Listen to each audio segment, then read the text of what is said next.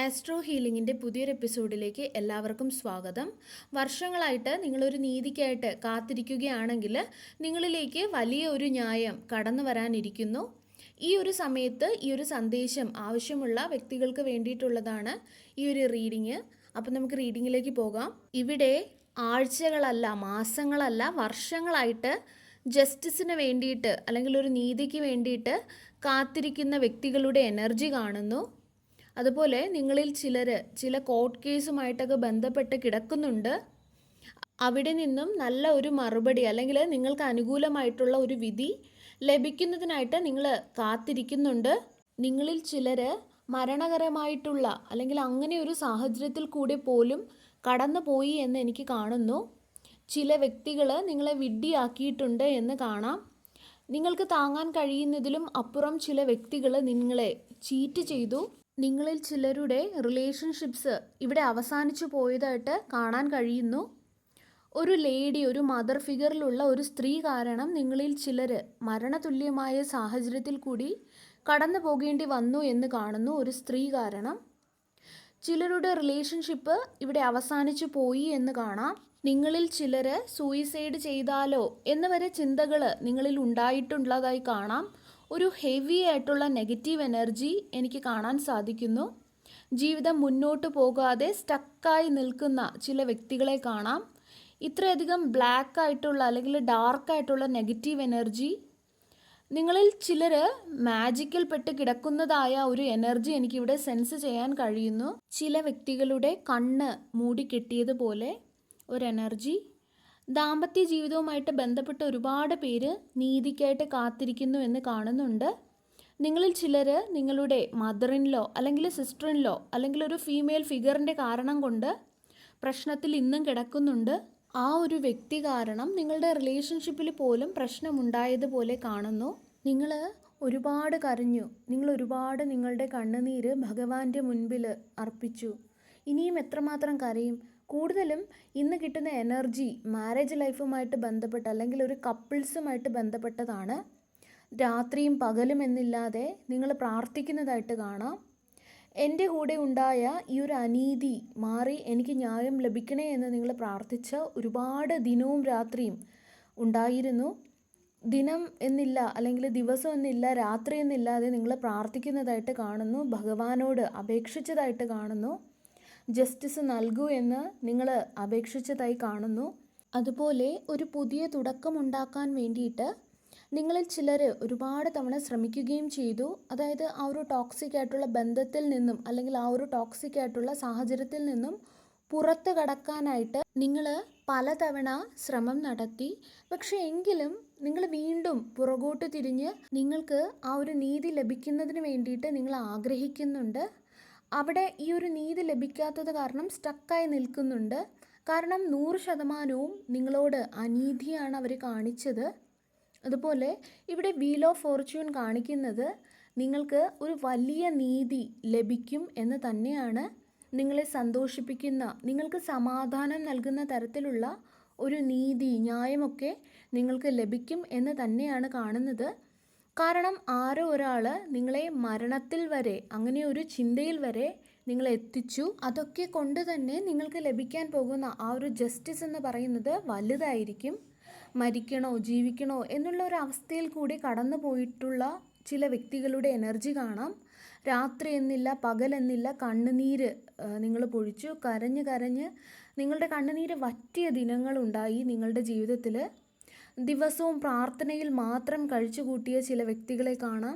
കാരണം നിങ്ങളുടെ കയ്യിൽ ഒന്നുമില്ല അല്ലെങ്കിൽ നിങ്ങളെക്കൊണ്ട് ഒന്നും കഴിയില്ല എന്നുള്ള രീതിയിൽ നിങ്ങളെത്തി. അല്ലെങ്കിൽ നിങ്ങളുടെ രീതിക്കൊന്നും നടക്കുന്നില്ല, എല്ലാം ഇനി ദൈവത്തിൽ അർപ്പിച്ച മാത്രമേ എനിക്കൊരു നീതി കിട്ടുകയുള്ളൂ എന്ന് നിങ്ങൾ ചിന്തിച്ച ദിവസങ്ങൾ, ഇനി ഭഗവാന് മാത്രമേ എന്നെ രക്ഷിക്കാൻ സാധിക്കുള്ളൂ എന്നുള്ള ഒരു പ്രതീക്ഷ നിങ്ങളിൽ വന്ന ദിവസങ്ങൾ. അതുപോലെ നിങ്ങളിൽ ചിലർ മൂവ് ഓൺ ചെയ്യാൻ വേണ്ടിയിട്ടുള്ള ശ്രമങ്ങൾ നടത്തിയതായി കാണുന്നു. ഇതിൽ നിന്ന് പുറത്തു വരാനുള്ള കാര്യങ്ങൾ നിങ്ങൾ ചെയ്യുകയും ചെയ്തു. എങ്കിലും വീണ്ടും നിങ്ങളുടെ ചിന്തകൾ നിങ്ങളെ പുറകിലോട്ട് വലിക്കുന്നത് പോലെ കാണാം.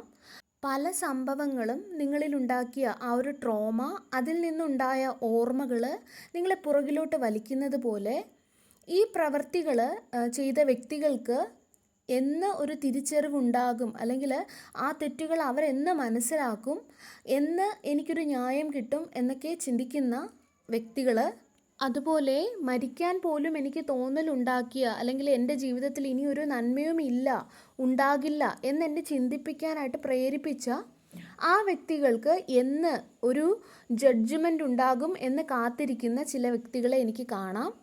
നിങ്ങളിൽ ചിലർക്ക് ഒരു ഡാർക്ക് എനർജി നല്ലതുപോലെയുണ്ട്. ബ്ലാക്ക് മാജിക് എഫക്റ്റ് കാരണം ഉണ്ടായ തടസ്സങ്ങൾ കാണുന്നുണ്ട്. നിങ്ങളിൽ പലർക്കും എനിക്ക് അങ്ങനെ എന്തെങ്കിലും ഏറ്റിട്ടുണ്ടോ എന്നുള്ള സംശയവും നല്ലതുപോലെ ഉള്ളതായി കാണുന്നു. ആരെങ്കിലും എന്തെങ്കിലും നെഗറ്റീവായിട്ട് ചെയ്തിട്ടുണ്ടോ, അതുകൊണ്ടാണോ എൻ്റെ ജീവിതം ഇങ്ങനെയായത്, എൻ്റെ ജീവിതം ഇങ്ങനെ തകർന്നു പോയത് എന്നൊക്കെ ചിന്തിക്കുന്ന ചില വ്യക്തികളുമുണ്ട്. എന്തു തന്നെ ആയാലും അതിനൊക്കെയുള്ള ഒരു ന്യായം ഉറപ്പായിട്ടും നിങ്ങൾക്ക് ലഭിക്കും. നിങ്ങളോട് ആരാണോ തെറ്റ് ചെയ്തത് അവരും ഇതേ സിറ്റുവേഷനിൽ കൂടി കടന്നു പോകേണ്ടതായിട്ട് വരും. അവരും ചിന്തിക്കും എൻ്റെ ജീവിതം നശിക്കുമോ എന്ന്. അവരും നിങ്ങൾ കടന്നു പോയവയിൽ കൂടെയെല്ലാം കടന്നു പോകേണ്ടതായിട്ട് വരും. അവരും രാത്രിയില്ല പകലെന്നില്ല എന്നുള്ള രീതിയിൽ കണ്ണുനീരൊഴുക്കും. കാരണം കാലചക്രം കറങ്ങുകയാണ്. സമയം കടന്നു പോകും തോറും ഇതെല്ലാം നേരെ തിരിഞ്ഞു വരും. നീതി നടപ്പാക്കപ്പെടും. നിങ്ങൾക്കുള്ള നീതി അവർക്കുള്ള തിരിച്ചറിവാണ്, അത് അവർക്കുള്ള ശിക്ഷയാണ്. അതുപോലെ തേർഡ് പാർട്ടി, അതായത് മൂന്നാമതൊരാളുമായിട്ട് ബന്ധപ്പെട്ട് ജസ്റ്റിസിന് വേണ്ടി കാത്തിരിക്കുന്ന ഒരുപാട് വ്യക്തികളുടെ എനർജി ഞാൻ കാണുന്നുണ്ട്. ജനറൽ റീഡിംഗ് ആയതുകൊണ്ട് തന്നെ എല്ലാവർക്കും റെസനേറ്റ് ആവണം എന്നില്ല. ആവുന്നത് എടുക്കുക, അല്ലാത്തത് മറ്റുള്ളവർക്ക് കൂടിയുള്ള ഗൈഡൻസ് ആണ് എന്ന് മനസ്സിലാക്കുക. തേർഡ് പാർട്ടിയുമായിട്ട് ബന്ധപ്പെട്ട് നല്ല ഒരു പ്രശ്നം നിങ്ങളുടെ ജീവിതത്തിൽ കാണുന്നുണ്ട്. അത് കാരണം നിങ്ങളുടെ വ്യക്തി നിങ്ങളിൽ നിന്നും അകന്നു, അല്ലെങ്കിൽ അകലാൻ കാരണമായി എന്ന് കാണാം. ഇനി നിങ്ങൾ ഒരു വീട്ടിൽ താമസിക്കുന്നുണ്ടെങ്കിൽ പോലും നിങ്ങളുടെ ആ ഒരു എനർജീസ് ഇവിടെ മാച്ച് ആവുന്നില്ല. ഒരുപക്ഷെ കമ്മ്യൂണിക്കേഷൻ ഇല്ലാത്തതാകാം, അല്ലെങ്കിൽ പറയുന്നത് കേൾക്കാനോ മനസ്സിലാക്കാനോ താല്പര്യമില്ലാതെ ഈഗോ വെച്ച് പുലർത്തുന്നതാകാം. തേർഡ് പാർട്ടിയുടെ ഇടപെടൽ നിങ്ങളുടെ ജീവിതത്തിൽ നിങ്ങളെ ഒറ്റപ്പെട്ടതുപോലെ ആക്കി, അല്ലെങ്കിൽ അങ്ങനെ ഒരു തോന്നലുണ്ടാക്കി. നിങ്ങളുടെ ആ ഒരു പേഴ്സൺ നിങ്ങളുടെ കൂടെ നിൽക്കുന്നില്ല. പോരാത്തതിന് തേർഡ് പാർട്ടിയുടെ സ്വാർത്ഥതയ്ക്ക് വേണ്ടിയിട്ട് മറ്റുള്ളവരുടെ മുൻപിൽ നിങ്ങളുടെ പേര് അല്ലെങ്കിൽ നിങ്ങളുടെ ഇമേജ് അവർ മോശമായിട്ട് ചിത്രീകരിച്ചു എന്ന് കാണുന്നു. സൊസൈറ്റിയിൽ അല്ലെങ്കിൽ റിലേറ്റീവ്സിൻ്റെ ഇടയിലൊക്കെ നിങ്ങളെ മോശമാക്കി, അല്ലെങ്കിൽ അങ്ങനെ ഒരു ഇമേജ് ഉണ്ടാക്കി വെച്ചു. അതായത് നിങ്ങളാണ് പ്രശ്നക്കാരെന്ന് നിങ്ങളെ ചിത്രീകരിച്ചു. അതിൽ വിഷമിക്കുന്ന ഒരുപാട് വ്യക്തികളുടെ എനർജി എനിക്ക് കാണാൻ സാധിക്കുന്നു. അത് കാരണം നിങ്ങളിപ്പോഴും ഒരു ഡിപ്രസീവായിട്ടുള്ള ഒരു സ്റ്റേജിലാണുള്ളത്. നിങ്ങളിൽ പലർക്കും പലപ്പോഴും പാനിക് അറ്റാക്ക്, മൈഗ്രെയിൻ, കഴുത്തുവേദന ഇങ്ങനെയുള്ള ഇഷ്യൂസൊക്കെ വരുന്നതായിട്ട് എനിക്ക് കാണാൻ കഴിയുന്നു. നിങ്ങളുടെ കൂടെ ഇമോഷണലി സപ്പോർട്ട് ചെയ്യേണ്ട വ്യക്തികൾ പോലും നിങ്ങളെ സപ്പോർട്ട് ചെയ്യാതെ മാറി നിൽക്കുന്നു. ഒരു സമയം മുതൽ നിങ്ങൾ ഇമോഷണലി ഒറ്റയ്ക്കാണ് എന്ന് ഞാൻ മനസ്സിലാക്കുന്നു. ഇതിനു വേണ്ടിയിട്ട് നിങ്ങൾ നീതി ദൈവത്തോട് ചോദിക്കുന്നതായിട്ട് കാണാം. ആദ്യമൊക്കെ നല്ല രീതിയിൽ ആയിരിക്കാം നിങ്ങളും ആ ഒരു വ്യക്തിയുമായിട്ടുള്ള ബന്ധം, അല്ലെങ്കിൽ നിങ്ങളുടെ ആ ഒരു ലവ് ലൈഫ് പോയിക്കൊണ്ടിരുന്നത്. എന്നാൽ ഇപ്പോൾ അങ്ങനെയല്ല. തേർഡ് പാർട്ടി കാരണം എന്നും കാണുന്നുണ്ട്. അതുപോലെ തന്നെ ചിലർക്ക് കരിയറുമായി ബന്ധപ്പെട്ട ചില ബുദ്ധിമുട്ടുകൾ കാണാം. അതുപോലെ ചിലരൊക്കെ വിവാഹാലോചനകൾ ഒക്കെ ചിലർക്ക് വരുന്നതായി കാണുന്നുണ്ട്.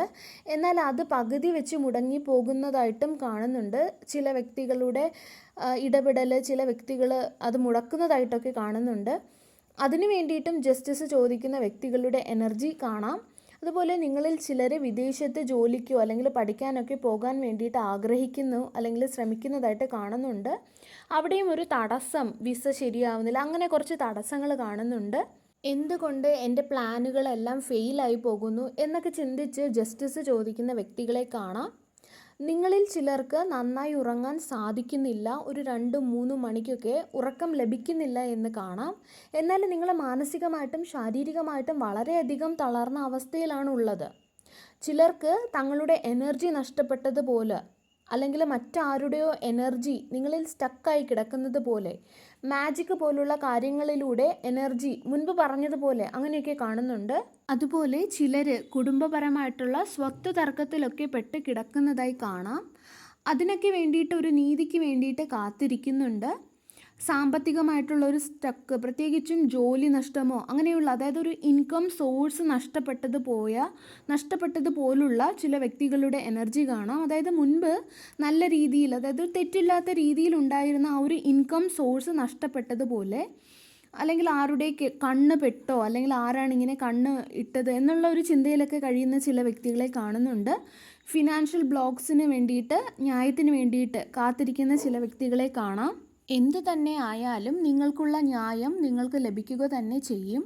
നിങ്ങളുടെ മനസ്സ് ആരൊക്കെയാണോ അല്ലെങ്കിൽ എവിടെയൊക്കെയാണോ വേദനിച്ചത് അവിടെയൊക്കെ ഭഗവാന്റെ ഇടപെടൽ ഉണ്ടാകും. അല്ലെങ്കിൽ ഡിവൈൻ ഇടപെടൽ നടത്തിക്കൊണ്ട് നിങ്ങൾക്ക് നല്ലതല്ലാത്ത വ്യക്തികളെ നിങ്ങളുടെ ജീവിതത്തിൽ നിന്നും എടുത്ത് പുറത്തു കളയും. നിങ്ങളിൽ ചിലർ ഇന്ന് ഒരുപാട് സ്ട്രോങ് ആണ്.